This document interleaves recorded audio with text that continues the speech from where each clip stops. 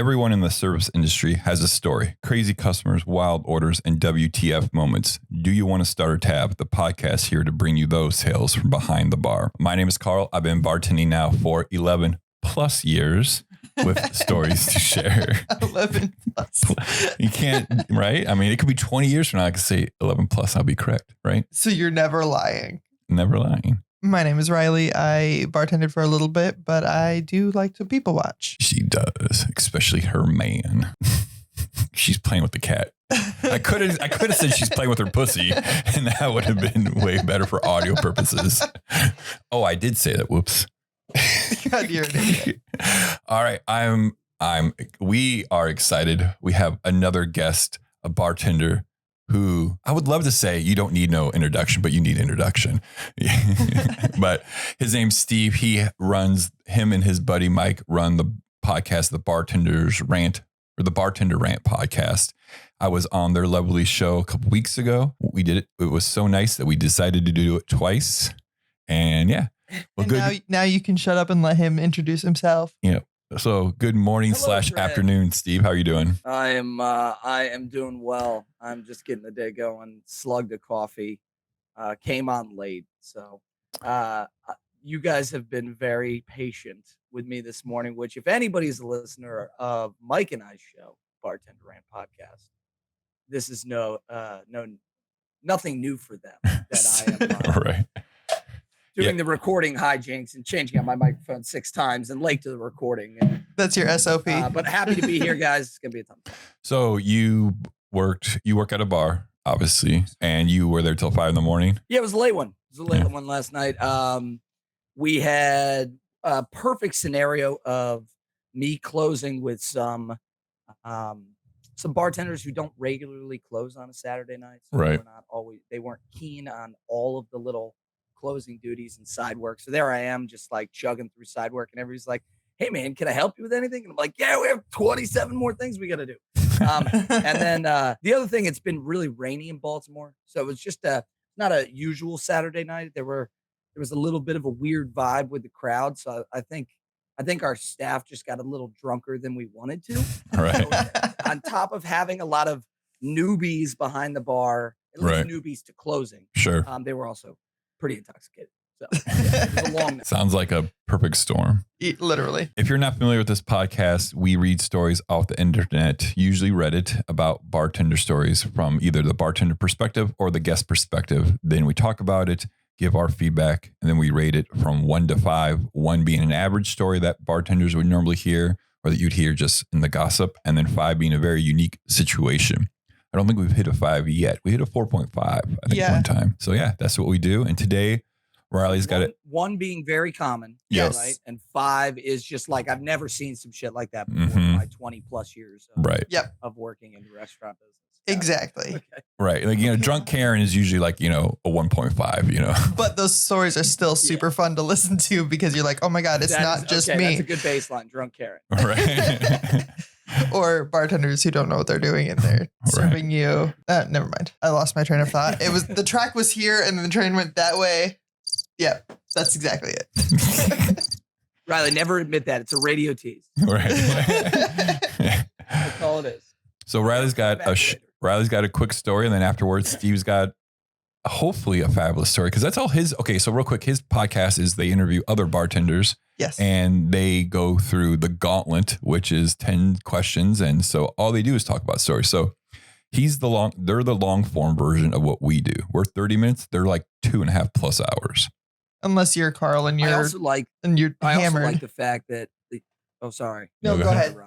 I also like the fact that you guys are pulling these off Reddit too. We try to like interrogate people about things that happen in their own life. Sometimes those stories have to be anonymous. Sometimes they don't give us all the goods, if you will, right? Right. But like, so I assume that some of these stories that you guys pull off Reddit, it's an anonymous, bartender or friend thereof, or somebody that heard this third hand putting the skinny up online, like the dirty details. Right. We should absolutely figure out a way that people can submit to us anonymously because I think absolutely. I mean, I think we could get so many more wild stories. Right. That's what we're trying to do with the suggestion box right now. We're trying to kind of a hotline that we're seeing if people want to call in and air their grievances from behind the bar. But I think that would be great. I think people, when they have that anonymity, are a little bit more loose. Mhm. Right. Story. So I'm interested. To Right, see and- what you have cooked up today. Right, because like the internet does give you some anonymity, but you can still like track that down. So Right. Reddit, you can be mostly anonymous, Mhm.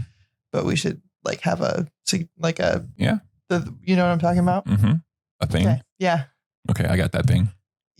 You worked in internet, We got an email address. People can send us emails. but that's also not as anonymous. Like we need like a fill-in field where it just sends to your. Oh, so like maybe on the website we put in like a submission box and you Yeah, can just fill it that. out. Guys, what about a subred? Yeah. We I don't have even one know of what that those. is, but That's what I'm I hear saying. People say subred. I knew we had it the whole time. It just, I know we have a subreddit, but that again, you can't hide behind a username a lot of times. you can delete the fucker. That's true. Our most common user so far is deleted user. So yeah. I see one that just says backdoor sluts 9. We also forgot to mention, Steve led into it and I didn't go with it. What are we drinking today? I know you already mentioned some coffee. Are you filling your liquid needs by any other manner or just that? I wish I could use a shot of Kahlua right to the eyeball right now. Right. Sounds like a nightmare. A shot of Malort would probably just wake you right on up right now. No. Oh, don't eat. My stomach just turned over. Oh my God. So So I have a funny story. Side note. I have a friend. I made her try Malort the first time, and she immediately You're not projectile a friend vomited anymore. into the trash can. Oh, Jenna, Yeah. God, there's worse. For any warning at all? Oh yeah. I said this is terrible. You should try it. All right, it's on her. I'm back on your side. Right. What we're drinking is 2 beers from Bent River. It's a localish brewery for us. It's an Iowa. It's technically an Illinois brewing, but they're right next to Iowa. It's in the Quad Cities. Quad Cities, which that doesn't mean anything because everyone has their own Quad Cities, but Right. it's Moline, Illinois. I'm doing a blueberry marshmallow sour. And I'm doing the pineapple upside down cake sour. And then just because these are not sweet enough, we're doing a Redenbacher old fashioned. It's a kettle corn infused rum with Demerara and orange bitters, and it tastes like a movie theater. It's fucking fantastic. That sounds like a wonderful combination. I have to say, Mhm. I am not as blessed to be sipping that particular souped up Boilermaker right now, but I do like the name Moline. It's a great word for getting your vocal range when you're doing your redneck accent. Moline. It really allows you to lean into it. No pun intended. But that's awesome. I love that we're bringing more like milkshake and fermented lactate and into these drinks, especially for me IPAs. I love these for these milkshake IPAs that have been popular. Aslan is the big one out here from outside of DC. But anytime you can get a fruited sour, even there's even some nitro heffies now that have that milk lactate in it. Oh Right. my God. So good. The texture of the beer. Sweetness, so good. Hold on. What are you doing, psycho? Say. Yeah. The cat knew I was speaking the gospel. That's what it was. Someone hit all the buttons. Okay, hold on. Sorry. God. That scared the shit out of me. All right, Amaro. Delicious. Yeah. All right, she's on crack. So anyways, all that nonsense out of the way. Right. Riley, do you have a lovely story for us to share? I do. Or for you to share? When we have a guest, I usually pick a short one, and I pick one that's just Okay. easy because I don't want to overshadow your story. So this comes from the malicious compliance subreddit. Since they shut down the bartender stories subreddit, we got to find them elsewhere. It's from the user CSSJ. It's called "Order a surprise drink from the bartender. Oh, I'll make sure you're surprised." Okay. So just a short dose of malicious compliance from my previous job where I was a bartender. Too frequently for me to count, I have customers come up to order shots or a mixer and say, "Surprise me." I used to try to give them interesting shots, some more obscure stuff that didn't get ordered frequently, and the customer would then complain that the drink tasted awful. So I started taking a different approach to these surprise drinks. Every time a customer came up and said, surprise me, I would give them a nice glass of water. Needless to say, they were surprised. Okay. Okay. I can say right off the bat, relate to the annoyance big time. This is, look, I don't want to take hold of your show, but I can already tell I'm shading a lot closer to 1 than to 5 on this particular one. No, yeah, Oh, absolutely.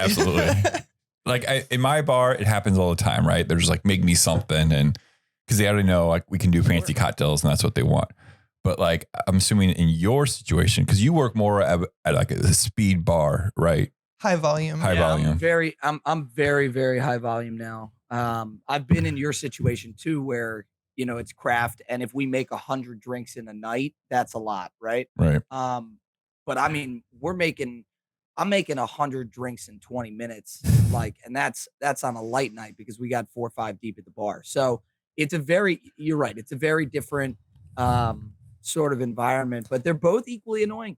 I actually think that you might get it more because people at speed bar, at least if they're somewhat conscious and not, you know, already fucking hammered, they get up to the bar and they realize, oh my God, I've been waiting 10 minutes to even get into this spot. It's me and my 7 friends. We're all doing shots. I'll have 2 Yinglings and 7 bombs, right? Like, and they get their order out and they move on.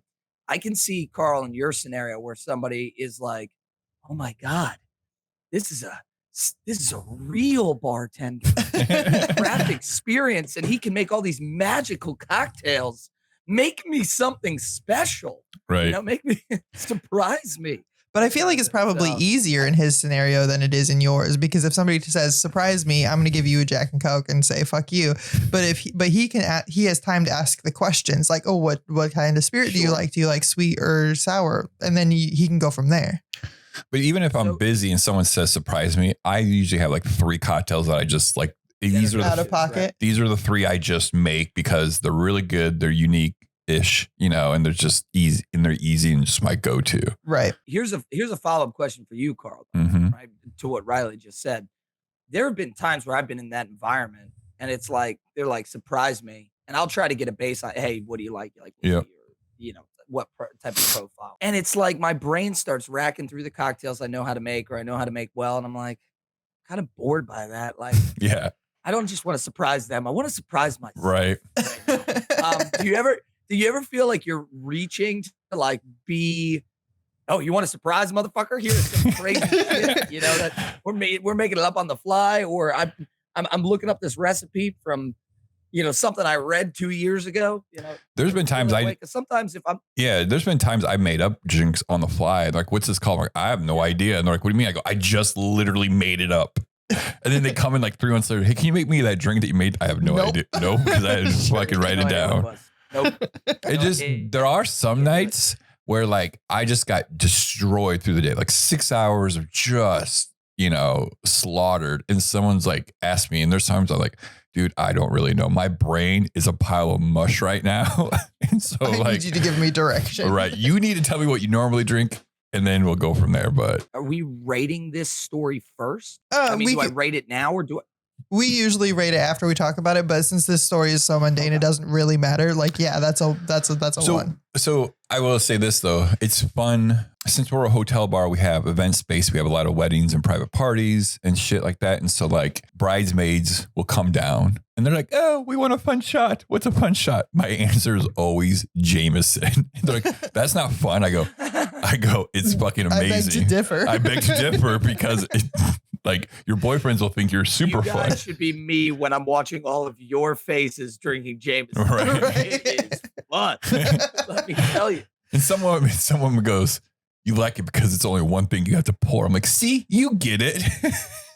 See, and I feel like an asshole in this situation because I am a surprise me person, but I like almost everything. So like I do this at Bricks all the time where what are you feeling? I was like, just pick a handle and pull it. I don't really care. I just want a beer or I just want a cocktail, surprise me. Yeah. And I'm almost happier as a bartender when it's a beer thing. Mm-hmm. Because we have almost 300 beers. God damn. You know, of those 50 of them are on draft. And so we actually have a bucket in one cooler that when reps come by or we run low on something, the beers just go into that giant bucket. It's called the random beer bucket. Right. It's $5 for a random beer. That's amazing. So and I never look. I open the cooler and I like look away and I just reach into the bucket and make sure it's like a super extra random beer. Right. And so See, when I say surprise me, that's what I want. Yeah. Exactly. Yeah. And I'm more acclimated to that if it's a beer order, right? I'm happy to just spin around, grab a tap. Yep. Sometimes I gotta say, I get admittedly frustrated when I'm clearly busy and you get up to the bar and it's surprised me. Right. On a Friday or Saturday night when it's volume. My thing is less about that I need to now come up with a drink to make you, and more about the fact that I cannot understand a human being that walks up to a busy bar, like club style bar on a Friday or Saturday night. They don't know what they're drinking. Yep. They don't know how they're paying. And they don't know who else they're ordering for. My question is, why are you here? Right. Bathroom, regroup, come back in 20 minutes and let's have this conversation. Right. It's just it. So the surprise thing is a wrinkle in that. Mm-hmm. Right. Occasionally it's some girl that's like, she's like, I'm flirting with you. Surprise me. And I'm like, I'm too busy for this shit right now. You're getting a lemon drop. Yeah. That's the only people that frustrate me. Like, I know they've been staying there waiting 10 minutes and I go, what do you want? Like, I don't know. I'm like, what the fuck have you been doing for the past 10 minutes? I go, you got 30 seconds to decide or I'm moving on. Right. And they get mad at me. It's like, dude, I am busy as shit. Do you see these people? I am by myself. And I'll make, like, if they're still being annoying, I start talking louder so everyone around me knows that they're being the asshole right now. Right. Yeah. So, yeah. So good point though, Carl. I think there was a line of demarcation in my serving industry experience. It's like before and after Christ, right? Mm-hmm. There was the time before I said the words, I'll be back, and the times after I said the words, I'll be back. And what I mean by that is like, I was way too scared to tell a table, you're taking too fucking long. Right. I'll be back to get this order. And now I don't know when that changed, but at some point I guess as a broken and jaded man, I said, fuck this. Right. If you take more than 30 seconds to start ordering, I'll just say, I'll give you more time. I'll be back. Yeah. And I just turn the other direction before there's a response. Right. I'm out. You're already pivoting while you're saying that statement. So you're out. Yeah. It reminds me, you ever see that? It sounds like a disclaimer at the end of a radio commercial. Right. It's like,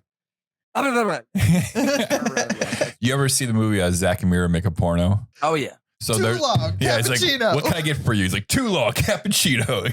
The guy give him like 2 seconds to even decide. That's what I think all the time. I did that to someone and they're like, what are you talking about? And someone goes, it's from a movie. They knew it was from a movie. They just didn't know what movie it was from. Because like, you serve cappuccinos here? I'm like, no, God. No. But don't even get that in your head either. Yeah. Right. Dude, people get mad because we don't have coffee at our bar. And they have an espresso machine. Coffee? What? No. It's a hotel bar. Is it all the way down the stairs? You got to walk all the way down. It's all the way down in the other restaurant because we have an actual restaurant and they have an actual like an $8,000 espresso machine. People are like, well, why don't you just go pull espresso? I go, I got to go walk down there, wait 3 minutes for it to pull, and then bring it back to you. That's like and then clean the machine.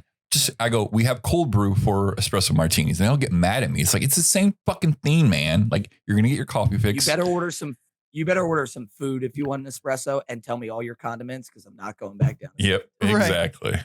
All right. So Steve, what do you rate this story? Did you just have a stroke? I think so. Every day. Every day. I got to take my little blue pill. Oh, that's the wrong pill. Never mind. Jesus. All right. What was the question again? I don't know. I'm not okay. You said you were leaning towards a 1. Right. So is it a flat 1 or are we going to go by, or are we going to go? Look, so I'll give it some nuance. We'll call this like a 1.9. And the reason I'm going to shade it closer to 2 is because the story that you presented, I don't usually get the response surprise me as much. Right. It's usually the make me something sweet or I don't know what I want or they come to order and then they turn around and they start counting friends and trying to get people's attention to see how many they need to order. Right. Those are a lot more common. The surprise me one, I think just in my environment is still not as common as if it was in a craft scenario. Sure. Now Right. it is when we're slower and it's beer wise, but again, no problem with that. I'll just rip a hand. As far as stories, do I need to pick stories that relate to this? No, absolutely not. Whatever you want. No, because I have some. That's the idea, though. Like No, it can be whatever story you want to tell the world. But real quick, I'll give this just because the bartender threw shade by giving out water. I'll give it a 1.6. Yeah, that's a heady play. You know, because that's like it's a backhanded compliment, right? Like you're like, fuck you, asshole. Here's what you get. Right. You need to hydrate, bro. What do you give it? Because the asshole in this scenario is the customer who says surprise me. I'm going to give this like a 1.2 because I am that asshole. It's so relatable because you do it all the time. I don't do it all the time anymore. And it was definitely more often when I was ordering beer. Right. But like now I'll come into your bar and I'll be like, I don't know what I want. Just make me something. That's different. You're sleeping like with the you're bartender. reading it thinking, hey, this is a kindred blossom. Did I write this story? Shit, am I the asshole? I'm going to have to DM them. Let's go to places and not know what we want. Carl, what'd you say it was? 1 point, I don't even know, 6, I think I said some shit like that. So if you have a better story or a relatable story and you'd like to share it with this wonderful podcast we call Do You Want to Start a Tab? We do have a subreddit. It is in the link of any podcast platform that you're listening to. Go drop us a story. We'll read it. We'll discuss it. And we'll tell you if you were the asshole in the story, if you're in the story. But even if it was just a fun little story, just share it with us. We like all stories, big or small. Yep. And then while you're on that podcast platform, just leave us a little review. It helps grow our podcast besides sharing with a friend because it's a tough world out there. And we need all the help we can get. Okay. I wish there was a pity party like button. No. There is a womp womp. I know. That's not what I want. You know, like a little violin playing, you know, in the background, like something like that. But all right, Steve, do you have a story? Yep. Is a story whatever you want to share with us? It doesn't have to be the same. It can be whatever your heart pleases. I might have to give you two, just because the one that I knew you'd give us two. I just knew. Not robust enough. Right. Not robust enough. But no, in relation to this this particular topic, this is a pretty good one. About a year and a half ago, I come into work and our general manager, who we affectionately call Cleveland, comes up to me and goes, "Hey man, you're going to be taking care of this party down in the basement." And I'm like, "All right, yeah, no problem. Of course. What's the deal? You know, you always want to know, is this some 16-year-old girl's birthday? Right. Party? Right. Is this like a 50? Is this a 50-year retirement party? You know, what am I dealing with here? Right. Do I need to stock a particular thing to make sure I have enough of something?" So he goes, just a couple of lacrosse dads. Well, I look at the spec and it's like 40 to 50 lacrosse dads, and they're having a reunion of the high school championship lacrosse game. Oh, Jesus. No. 30 years ago. Oh, So no. let me try to explain what that means to people that are not from the Mid-Atlantic. I understand lacrosse is getting more popular, but in Baltimore, lacrosse is God. There is, I mentioned that this is a very Catholic state before we hopped on here. Mm-hmm. Somehow the only thing that outranks Catholicism is lacrosse. So it's like football in Texas. It's football in Texas. The only difference is that people who play football in Texas, there is I think a purity in the idea that, again, football has blue collar roots. Okay, lacrosse does not. Lacrosse is very waspy. Rich, asshole, whitewashed, a lot of bullshit. Cunts, okay, that bring orange slices to the games. That's all I'm saying. Anyway, lacrosse is it's a fun game. It's fast. I've never played it. My parents are from Chicago, so it's always been foreign to me. But I've known a lot of lacrosse players over the years. I've known a lot of lacrosse parents. I've taken care of a lot. All right. And the common thread is they seem to be a little bit high maintenance. All right. Even the dads, it's just it's a lot of vests and a lot of like Vineyard Vines button up shirts, Sweaters tied in a same pair. Yeah, the same pair of $200 faded jeans, and a lot of Land Rovers and Range Rovers parked out in the parking lot. So this is what I'm dealing with, right? I'm dealing with some hoity-toity dudes that are reliving their nostalgic glory days of high school. And so once I realized that, I'm like, all right, they're going to drink like fish. They're going to be annoying in the sense that they're going to be just yelling orders at me and want stuff. So I knew that whatever the vein was early on of what they were drinking, I needed to overstock it. Right. So party starts. They're just slugging Yinglings and Heineken. So I'm just like overstocking that stuff, pouring a lot of shots. There's a buffet out. Not a single one of them is touching it. They're here to drink. All of them are flashing their high school championship across the ring. And they're like, they're just, basically sucking each other's dicks. Remember the time that Tommy got slammed while he was making that goal? Oh! That kind of thing. And the entire time in my head, I'm doing the impression of a former bar back I had like 5 years ago at another legitimately lacrosse bar. And he used to do a surfer. He used to do make fun of these lacrosse parents by doing a surfer hippie lacrosse guy that would always rhyme. So it'd be like smoking bowls and scoring goals, stringing sticks and fucking chicks. Like these little anecdotes like that. So I have that playing in my head. The shift's going fine. We're ringing up a big tab. I'm laughing to myself. And all of a sudden, kind of like the main ringleader guy comes up to the bar and he goes, I need shots for everybody. Like, 30, 40 shots. And I was like, all right, cool. What do you want? No big deal. Jameson, single shot. Are we doing mixed? Whatever. Mm-hmm. And the guy goes, I want you to hurt us. And I was like, what does that mean? I was like, dude, am I pouring like doubles for everybody? Are we doing? No, that's a four horsemen. Malort. So, that's a four horsemen. I have Malort on hand. Right. Yeah. Or three wise men. And so I'm like picking at him. I'm like, what does that mean? And he goes, I want you to make us something that is going to hurt. Like try to make us throw up. Right?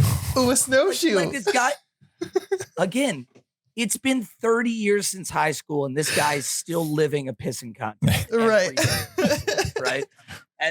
And so I think it was just like a gauntlet that him and all the guys wanted to go through, that kind of thing. So I'm like, all right, fuck it. Are you sure? Because once I pour these, like, there's no going back. I'm charging you for them. He goes, do it. And so I kind of like this guy. Yeah. I kind of like, like I hate him, but I love it. I didn't want to say it, but he started to win me over. Right. I want to hate this guy, but long story short, I do the very quick inventory in my head of what I have behind the bar that's not going to taste well mixed together. And it took all of about 10 seconds before I just clicked. And I was like, oh, yeah, we should take Rumple Mints and mix it with pickle vodka. Oh, no. Like a wonderful combination. And when I'm talking about pickle vodka, I'm talking about there's a bar here in Baltimore across from Camden Yards called Pickles Pub, and they make their own pickle juice infused vodka, and it is neon green, like Nickelodeon slime. Right. It's insane. And so basically I did 50-50 parts of Rumple and the pickle vodka, and I poured 40 of them. And I would say about 3 of the dads there immediately projectile vomited into the same trash can. I intentionally put a trash can out. So I was like, this is not gonna go well. That's awesome. And it was like slug. So I have, so if anyone ever does that for you or asks, random shots and make it strong, there's a shot some guy ordered for me and 12 other people last call called a snowshoe. Have you ever heard of it? No. It's Rumple Mints and Wild Turkey 101. And so at its last call, so everyone thinks they're doing Rumple Mints because it smells like Rumpies. But if you order it for everyone, you order yourself Rumple Mints, not this, because about 20, 30 minutes later, that Wild Turkey 101 starts working its fucking magic. And it sneaks up on you. Yeah. So, but man, like, I gotta be, Am I a bad person? Because that actually sounds kind of good. Well, that's all that hate and just build up of 20 years. Like, you know what? Right. I could do that. You know? You said you wanted to throw up. I can make that happen. And I took that shot before I ever started bartending. So I was not like I was not a seasoned drinker, you know? So like, it's like, what the fuck? And like, we got back to someone's house and we're all sharing like trash cans, toilets, you know, kitchen sinks and all thrown up together. It was a beautiful, disgusting thing. But so how did that party turn out? Did they take care of you? Like, was it a good night for you money wise? You know, they did okay. Yeah, they did fine. And you know, I talked a little bit of shit on the front end, but here's the thing about it. Like, they will always tip you well. Right. They will always pay their bill. There is not a lack of money. It's the way that they make you feel. Right. As they're paying you. As they're looking down their nose at you. So that reminds me, like when you're talking that, all I think about is American Pie when fucking Stifler and the other pretty boy are on the lacrosse team and they're all like just broing out, you know, and that's, I just see that 30 years from, you know, just like that scene, you know. Right. I don't know. But yeah, we don't have lacrosse here in Iowa, so. I have to tell you, if it was a 40-person party of lacrosse moms, I may have quit that day. They I bet. Scary ones. The lacrosse moms are like nothing else you've ever seen in sports. They're like Karens on steroids, right? Yeah, I think maybe the only one that comes close to it, and I've heard this, pray tell, from friends in the Midwest. We're not a big hockey state. People don't really play hockey around here, right? Yeah. And I've heard that hockey moms can be like this. But I feel like hockey moms and lacrosse moms are probably very similar. Right. Just their drink is different. I feel like where lacrosse moms are going to order wine, the hockey moms are ordering Mick Ultras and they're pissed if you don't have Mick Ultra. Yep. Yes. Okay. All right. That's actually pretty good. Yeah. It's a lot of Josh Cab. A lot of Josh Cab. Yeah. Right. Yeah. Damn, that sounds good. Let's go get some Josh. Yeah. No, that's oh man, what? Shit. I had something similar one time, but I don't know. It's just always the big groups of people, like the reunion. Oh, I know what happened. So the other day, we had about 6 guys in the bar, but they weren't at the bar. They were sitting like at a table, and one guy comes up, he orders drinks for everyone. He goes to me, "I'm sorry about the conversations we're having. It's business guy talk." And I couldn't hear anything they're saying. Right when he says that, I'm like, oh, they're being super douchey right now, right? You know, the way they're trying to one up each other, you know, and all these dumb business stories that guys, you know, they can't let the other guys know that they're fucking fish weak. that I bought is bigger than the fish that you caught. Right. And that's an analogy for my dick. Right, exactly. So what's funny is, so they leave, and then one of my regulars comes up, Nick, and he goes, "Did you hear what those guys are talking about the entire time?" He's like, "Fuck me, man." I go, "I didn't hear, but he pre-apologized for that." And I go, "Why do business guys think they just gotta fucking like just peacock the entire time, you know, and just be so inappropriate, but they think they're amazing?" I don't know why. It's the day in, day out of going into the office, and everything is measured by numbers. Look, right. I worked in corporate sales for a long time. When you would walk into the office, and I granted worked in a more laid back environment. We had a putting green, we had a bar in the office, we had dartboards, you know, and everybody's friends, open concept. But the first thing that you see when you walk in the office is everybody's sales board with a literal fucking ranking and dollar. Right. So it's kind of hard to escape the I'm being ranked every day by per dollar. Right. It caters to the masculine nature to one up each other.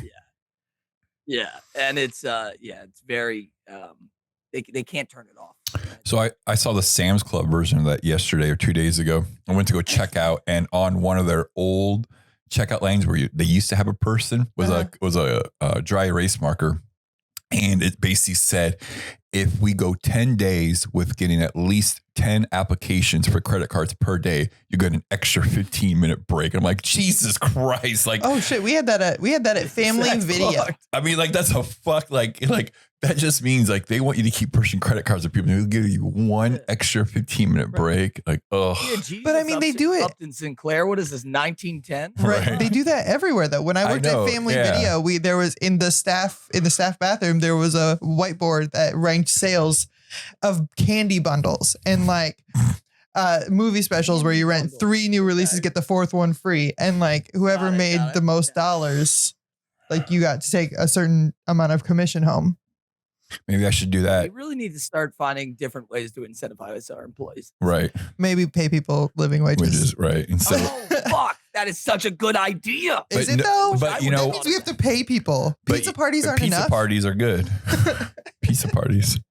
All right. So I heard a great. go ahead. I heard a great quote the other day that if a job calls you a rock star, they are underpaying you. Absolutely.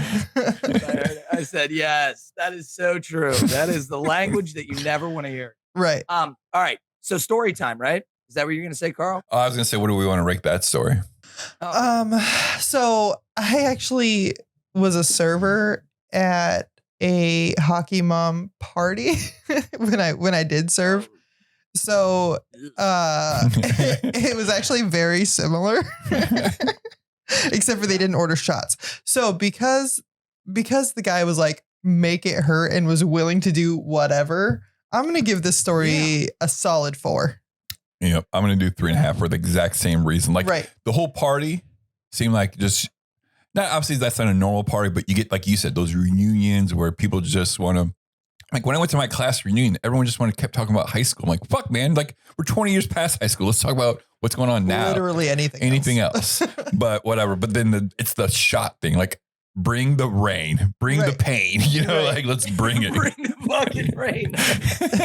No doubt. Dude. Well, and I feel like I'm with Riley. It's a solid 4, maybe a 4.2, because what makes it unique is I've had people play shot roulette, gin roulette. I've had them do a crazy, hey, give me something. My friend hates tequila, give that to him. Right. I've had that before, but never somebody be like, literally make me the worst thing you fucking can. And give me 40 of them. You know? 40. Just by volume, it deserves a 4. And I'm assuming that bar downstairs is probably more limited than your upstairs bar, right? Only in regard to beer. Oh, wow. We renovated it during COVID. And Okay. We really built it into it's stocked to the nines. I can't wait to see this fucking bar. Tap system. Yeah. So, I mean, but I feel like we're going to have to interject here. First of all, it's great that like nothing in the story at any point you were like, yeah, they were total assholes all night, which again is why I rated it highly, because yeah, they were assholes, but they weren't like, They were just being douchey bros. right. It wasn't like there's nothing that they were just doing their thing. Right. There was nothing outstanding that was like, this woman lit into me because we ran out of her Chardonnay and she had to drink a Pinot Grigio and she was pissed about it. So she threw a glass of wine at me. That may or may not have happened. Who hurt you? God. But also, you were the asshole. Like, I know he asked for it, but you're the asshole. I'm the asshole. I'm the asshole. He did what he was told. Pickles. He did what he was told. He's complacent. He's the malicious, complacent asshole guy. That's fair. That's fair. The asshole in this story, I think, Is your boss for booking the party? It's hard to identify. And you know, initially, as I was telling it and thinking, who is the asshole? Sure, I considered myself. And I even considered the guy that placed the order. But I think that the real asshole is whoever provoked that guy. Okay? That's fair. There were pissing contests happening abound all throughout the room. Some guy said something stupid to this dude, like, "Oh yeah, well I fucked your girlfriend, Pat." Right. He's like, "All right, give me 40 of them and make them hurt." His wife cheated on him like the night before. Now he's just taking out on all his fucking friends or something. With the guy who ordered. Or he got sat, like, you know, the last 3 minutes of the game, he got sat down so, like, you know, Steve could go in and play for his position or something like that, you know? He twisted his ankle and he couldn't play anymore. So now everybody has to hurt like he did. I wish you would have asked. I wish you would have asked them, like, after you order, like, who hurt you? I should have. I did ask him, but why? But why? why would you want this? I want to party with that guy, and I don't want to party with that guy. Right. No, you don't. You don't. Let me be very clear. You don't want to party with that guy unless you want to talk about 1980s high school lacrosse in the state of or I should say the state of Maryland, but Baltimore for the rest of your life. You do know the cliche about Maryland, right? Mm-mm. When you're from Maryland, they don't ask you where you went to college. They ask you where you went to high school. And that's not a joke. We're a state of so many private Catholic high schools. Like you can't even understand. They're just like, it's a status thing. Mhm. So especially if you're from Baltimore, you'll get into your career like way beyond higher education. I'm not talking about like first job out of college. I'm talking like you're 10 years into your career. You have a master's degree. Maybe you're even a doctor, and you sit down for an interview, and the first thing out of somebody's mouth, so where'd you go to school? And you say, I went to UPenn for medical school and Johns Hopkins for my specialization. Oh, no. Where'd you go to high school? Like that's it. Hang on. It's annoying. So trust me, you do not want to go out with this guy. I am ready. What are my 3 choices? Story number 1 is called The Bird That Came to Life. Story number 2 is called I Stole Her Bike. And story number 3 is called Licking Sharpies. Oh no. So you gotta pick it. You're picking which story he's gonna tell. Yeah. Yes. You only get one, Carl. It's between Sharpies or birds. Which one? You pick. The bird that came to life or licking Sharpies. Yes. Let's go licking Sharpies. I knew that's the one you're gonna pick. Right. I just had a feeling that's the one. I was gonna go with birds, but then I was like, he knows I'm gonna choose birds. And I knew you knew that, so I knew that you were gonna do that. Oh, okay. Okay. Inception So here. let's talk about drugs, guys. This is your brain on Do You Want to Start a Tab? So my senior year of college at West Virginia, every single friend I had decided we're all going to spring break together. It's our last hurrah. And where do we go? The great city of Panama City, Florida, which at the time was just a bastion of open carried underage drinking in the streets. It was incredible. And Sounds so terrific. we actually rented an entire floor of a hotel, and we Wow. go down to Panama City Beach, and it's just complete debauchery. I think I brought down like probably 7 or 8 handles of tequila, and then there's those pre-made margarita buckets where you just add the tequila to the Right. bucket. Uh-huh. And I was just drinking that out of a pour spout all week. So it was Spring it was a little break. intense. I also was eating drugs like cereal. I was just anything I could get my hand, Molly, and we were probably doing a little too much cocaine, and we were smoking weed, and it was debaucherous, right? It was Sodom and Gomorrah. So getting close to the last day of the trip, all these hotels have like a pool party, right? Right. So we're Mhm. really getting ratcheted up. We're gonna go down to the pool party, we're gonna hang out, and then we're gonna all go out drinking after we're done with that. And so we go down to the pool party, and they're doing like, they have like a DJ there at the party, and there's like, it's a giant hotel. So there's hundreds, maybe even like 1,000 people at this giant pool party, and DJ's going, and they're doing like little games in between songs where they bring people on stage. Mm. You do something embarrassing, and then whoever is the quote unquote winner, as decided by the angry mob, that person gets some prize, right? Right. A bottle of alcohol or a free happy hour at some bar in town or something.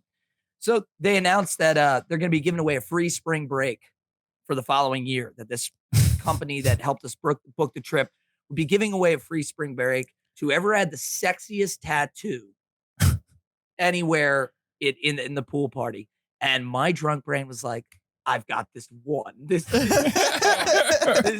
No one is going to touch me when it comes to this one. So I have a tattoo on my ass, and I knew that if I got up there and just dropped my pants in front of everybody on stage, I'm going to win this thing. So I go up, and it's, and again, I'm verging on like a brownout at this point. And girls and guys are coming up on the stage, and like guys have things that say like revolution on their arm, or like, some girl has like a Bible verse on her ribs, or like a little heart on her hip or something like that. you're supposed to like walk up and tell your name and then show your tattoo.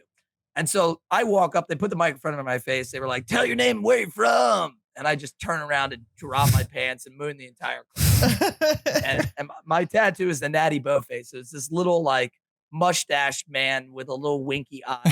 It's all like winking at them. And the crowd goes crazy. I win the free spring break. And I'm in one of those modes, right? Where I'm like, oh my God, I won something stupid. And I feel a rush of adrenaline. So the drinking that was already excessive then really ratchets up over the next hour. And everybody's like, well, hey, you just won a free spring break. And there's like 4 tickets with it. People started being nice to me. Everybody's like, Oh, You got all of the drugs, all of the beer, all of the booze. Hey, man, go take some Molly. Hey, man, you want to smoke this blunt? Hey, let's shotgun this beer, right? I go berserk over the next hour. Pool party ends. Friends go, we got to go out to a bar. Okay. Harpoon Hannah's. And we're going to this bar. And we get there. And I walk in, I'm wobbling. And the bouncer at the front door goes, hey, man, you sure you're all right? You sure you're all right? You're not going to fall asleep in here, right? You're not going to fall asleep? I'm like, hey, man, I'm good, you know. Fine. 2 minutes in the bar. I fall asleep on my bar stool. And because there's no back or sides to it, I literally fall asleep and just fall off, right onto the ground, hit the ground like a sack of potatoes, keep sleeping. I'm woken up by the giant bouncer who's picking me up. And he's like, you got to go, man. You're done. You're done. Kicks me out. All right. Now, this is a monster big, beach bar. There's multiple different doors. So he kicks me out. And I have that moment of like lucid clarity. I'm not drunk. I'm fine. And I run around to the front of the building and I get back in before that bouncer has been able to coordinate with the rest of the staff that like this guy's done. So oh no. Bouncer at the front door that then lets me back in. And so for the next 20 minutes, I'm like ducking the first bouncer and I'm like trying to get away from him, only to sit on a bar seat, fall asleep, and fall off again. For a second time. Upon the second time, that bouncer says to himself, okay, this kid is done, but I got to make sure everybody knows he can't get back in. right. Takes out a blue Sharpie, covers the entire back of my hand, okay, in blue Sharpies. Takes a black Sharpie, covers the entire back of my other hand in black Sharpie. So I just have like hands painted in. He kicks me back out on the curb. And I don't know if the drugs were on a slow release, but this is when the Molly starts hitting. Oh my God. And I'm like, am I an Oompa Loompa now? Like, what the fuck is going on? I'm like, I'm painted blue and black and I start freaking out. All I know in my head is I'm really high. I'm alone out on this curb. I got to get back into this bar where my friends are. And so the only way I'm going to get this Sharpie off is I'm going to start licking it off, right? Because it won't come off. So I am just like licking the back of my hands, trying to get enough saliva to scrub this Sharpie off. And yeah, I'm going to pause for laughter. Dude, I can always see your dumbass sitting there like a cat. You're looking like a cat right now. Because you think it was faster than it was. And palms. You're right. It literally is like a cat. And to my credit, I do a pretty good job. And so the women like your licking abilities too? Ow. Yes. Yeah. I mean, I'll suck chrome off of a trailer hitch, as they say. I'll fall through a garden hose. Hey, motherfucker, you're staying in our spare bedroom. Yeah. What happens in East Coast stays in the East Coast. That's a deep cut, right? All right, I'm gonna wrap this up. So anyway, I get most of the Sharpie licked off, and I am like ready to like re-enter the bar, but of course I've been sitting 5 feet from the front door, so the bouncers watched me do this. It's not like I'm gonna trick anybody. I'm not Sharpie on the back of my hand, right? And so I don't know why, but my drug-riddled brain goes, I bet you could break in through the kitchen. Oh my God. I walk around to the very back of the restaurant and there's like this giant fence, but like when they chain a fence together, you can kind of like pull it, like separate it. Right. I separate this fence. I jump in. I'm now in this like dumpster area. I see a door, Pop into it. I'm in a dark kitchen. All the lights are off. Kitchen's closed. Nobody's in there. I can't get out of this fucking kitchen. I'm opening doors one after another. It's storage. It's a freezer. I can't get out of this fucking kitchen to save my life. I'm higher and higher. I'm like, I think the agitation is like making the Molly work double. Right. I am just like hallucinating and I'm just not understanding what's going on. All of a sudden, I throw a door open and I'm behind a bar, right? Behind this bar. There are bartenders running back and forth. I'm like, what the fuck? And I just jump out the side of the bar. I end up like seeing a friend flag me down. I go running over. I'm like hanging out for like 5 minutes. I'm like trying to catch my mouth. Like, you guys are never gonna believe this. I got kicked out twice. They sharpened my hands. I licked the Sharpies up. I broke into the kitchen. I was like, I'm here. And all of a sudden, I get a tap on the shoulder, and it's a bouncer that I have not seen before. And he's like, you got to go. And I was like, what? Why? And he goes, you're the guy who fell asleep earlier twice. And I was like, no, I'm not, dude. What are you talking about? That's not me. And he goes, you have Sharpie all over your face. We just watched you lick it off on the sidewalk, dude. You have to go. I don't realize until the next morning my face is just covered. You have a whole beard of Sharpie that I've licked off the back of my palms. Yes. Some of my friends didn't mention. Yes, that is the Sharpie licking story. Wow, that's a wild ride. Now I want to hear the other two. Yeah. Molly's a hell of a drug. You're gonna have me back on. I'd love to do it another time. Maybe we just do an episode while we're all on Molly and just see where that story leads us all to. No, that's going too far. That's the $100 per month Patreon episode right there. I'm brave with a mic in front of me, but I don't know if I'm that brave. The things I might say. It's a safe space, Steve. We're in a safe space. It's a safe space. We're just going to broadcast it to everybody. Broadcast it to everyone with a live stream on every platform humanly possible. Dude, that's we're gonna change the show to "Do you want to start a prison?" Oh my God. Do you want to start a parole? Dude, man, like there's. How did you not get arrested? That's what I want to know. A lot of people. So all three stories I was going to tell you tonight, and most of my stories, people constantly ask me, "How do you not get arrested?" Part of it is I have a golden horseshoe up my ass. I have crazy, stupid, dumb luck. The other thing is, even though I'm a very aggressive person, I am not intimidating, right? Like I'm not super tall. I'm not like jacked. I'm not mean when I'm drunk, right? Ever. Mm-hmm. I think that what that does for me in a lot of these like really intoxicated contexts is they're like, oh, he's not a threat. He's just an idiot. Right. He's an idiot, right? Like he's a pinball that's just going to like bounce from like thing to thing to thing.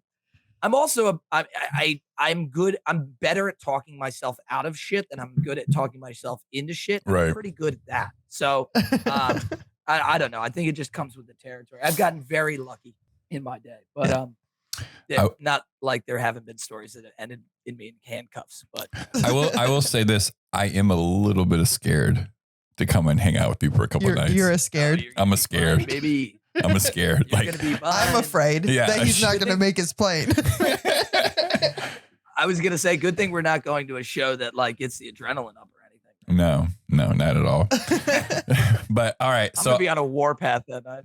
Man, I'm gonna do it. I'm gonna give the story a fucking 5, man. It's the relentless. No, yes, don't do that. Yes, I'm blowing my load on you, Steve. I'm blowing my load on you. I mean, because let me put myself in the perspective of a bouncer here. Drunk ass college kid gets kicked out during spring break. Makes sense. Comes back in, gets kicked out again. Sure. Third time? third time? Right. It's not, but Through the kitchen? But you're watching the idiot out there licking his fucking palms and just trying to get it off because you know what he's trying to do. Like, you already know, like, oh, this dumb fucker. Right. And then, like, not getting back in. And then, you know what? They probably did the next day. They went and looked at the footage, the video surveillance of you fucking breaking in. You know, they probably went and watched it. It's like those videos where you see like deer trapped in buildings. They're just wrecking everything. Right. So another reason why this is a 5 to me is I never went on spring break, right? Like I never went to like Florida for a week and just partied hard. So Right. I can't relate to this story at all because I just never experienced it. You know, I mean, I've done some things like this. I mean, you think about movies that they talk about spring break, like 22 Jump Street and Spring Breakers, and you watch all the movies that take place in Panama City, and that might be like on par with the Hollywood version of Spring Break, which is enhanced. I think if we sat down for a while, we can probably write a decent, like, 40-minute independent film about like that experience and just like just about being trapped in the kitchen. Right. It's I think when you bring enough substances into the same pot, interesting things are going to happen. Oh, I got a friend. Maybe not good things. Yeah, this story is not going to be full, but I basically had a friend who was on Molly at a strip club, left by himself, and then the strip club is like 6 miles outside of town. He had adventured back from the strip club into town, and the story he told us is very similar to that. I am not going to call this guy out because he whatever, right? But we'll talk in person about this. But it's very similar kind of to yours, but it's like a unique story. Yeah. But anyways, it sounds like a journey. Oh yeah, it was a journey for him. A saga. So Riley, what do you rate your story? Or rate Steve's licking the Sharpies? Yes, it's the thinking you can lick your hands for me. I'm gonna give you a 4.9. Hey, I licked them clean. Okay, Yeah. Let's get it right. You passed it to your face. You licked your hands clean. They did not change your face. Yeah. You look like Mel Gibson from Braveheart, right? You got like a blue streak down your fucking face. Yes, correct. Right. Frida. That's right. I should have yelled when I came out behind the bar. Right. Dude, I was trapped in that kitchen for a long time. Now, maybe it was the Molly, but I'm telling you. Dude, I bet you were there for like 2 minutes, you know? I know. But for my consciousness, I was in the darkness. I'm gonna go 4.9 because I feel like if I give it a 5, that's taking away the glory of something that could be higher. I agree, Riley. 4.9. I think Carl, I'm going to subtract yours to a 4.9. He's going to make the executive decision. Oh, I didn't know that's how this works, Steve. Well, thanks for letting me know how the rules of my fucking podcast work. Listen, I don't want to take control of it's your show. But I just feel like that elusive 5 is still out there. You know what I mean? And I hope to hear it one day on the show. Right. But I cannot take credit. Okay, fine. 4. You know what? Fuck you. We're going 4-3 then. Oh my God. Come on. All right, fine. So we're all searching for yourself out of a 5. We're searching for that unicorn, right? That unicorn that's never going to exist. There's never going to be a 5. Right. Damn straight. Out of all of your stories that you have, your own experiences, what do you rate your story? I will. To me, just because I know myself, I don't think that's like ridiculous behavior for you, right? I'm a relentless human being, so like when I get an idea in my head, that's it. Like that's what is going to happen. So I don't really think that it's that insane. Like I feel like a lot of the stories that I could have told you tonight and that I have are in a similar vein. Like Steve is an idiot. Steve is determined to be an idiot. Himself up out of the gutter of being an idiot. Steve acts more like an idiot. Right. It's a vicious cycle. So I'm gonna give it like a 3.5. Jesus I'll Christ. give it a 3.5. As far as uniqueness. But, okay, so how about? I appreciate the love from you guys. Okay, so how long have you been with your girlfriend for now? We're going on 3 years. what would she rate this story of Steve's stories? Probably like a 1. Typical. She had to scrape. Oh, that's another Tuesday here in Baltimore.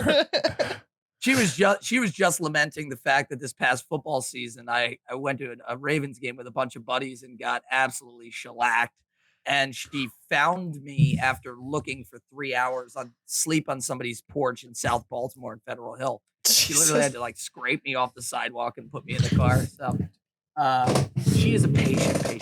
All right, Steve. So if people want to hear more of your interesting stories, what would you like to plug or let people know? Thank you, Carl and Riley, on this wonderful program. And thank you for coming on our show, Carl. The Bartender Rant Podcast is what I'd like everybody to check out. Okay. With my wonderful co-host, Michael Windsor. We are about to celebrate our 50th episode, which we are very excited about. Awesome. Tease, my mother is going to be our guest for our 50th episode. Oh, wow. I won't tell some of these stories, but we'll see how that goes. No, it's a ton of fun. We obviously do more of a long form show. We interview local bartenders about life in the service business. We have them make us their favorite cocktail, and then we take them through a series of questions that we call the Gauntlet. And we are on all platforms where you get your podcasts. Give us a listen. And of course, check out all these wonderful things that the Do You Want to Start a Tab crew is doing on Patreon as well. Yeah, no, I love your guys' podcast. Obviously it's longer form. So, you're taking a trip, or you're working all day, in an environment where you listen to podcasts. It's a good time because that's what's great about your show and our show, right? It's taking these stories that people just live and just showcasing them to everyone else that it happens on the daily. These aren't unique stories. Shit happens all the time. It's commiseration at its finest. Bartenders live big. Right. Yes. Yeah. Commiseration for sure. Bartenders live big. So we've heard some crazy stories. And we have future stories that we're going to learn about, right? That we have no idea. We don't know what's going to happen tonight. You have no idea what the fuck you're going to walk to on a Sunday night bartending, right? Yeah. That's what's so evergreen about this business is, I could go into, I'm going to bartend tonight. I'm going to close. And I have no idea if by the time Mike and I record the next show, I'm going to have a whole new load of bullshit. So yeah, what we're going to do now is we're going to talk more to Steve. Stroke number 2 in 1 hour. We're going to talk more with Steve on our bonus episode called Last Call. That is specifically on our Patreon for an amazing $3 a month. Just $3 a month. You get access. It's the same as the cover charge from last week's story. Right, exactly. You can't even buy a fucking beer for $3 sometimes, depending. If it's part of an 18 pack, you might be able to. Right. But so yeah, go check out us on Patreon for $3 a month to get bonus episodes of our guests, learn about why are they bartending, or just random casual conversations. Riley and I will start adding our own content about the day she fell in love with me. You fixed my dryer. That's the end of story. I fixed her dryer. And that's not an innuendo or anything. No, he legitimately fixed my dryer. I fixed her dryer. So, hey, Mr. Handyman, you for another job over here. And just remember, don't be a dick, tip your bartender, and drink responsibly. Ish.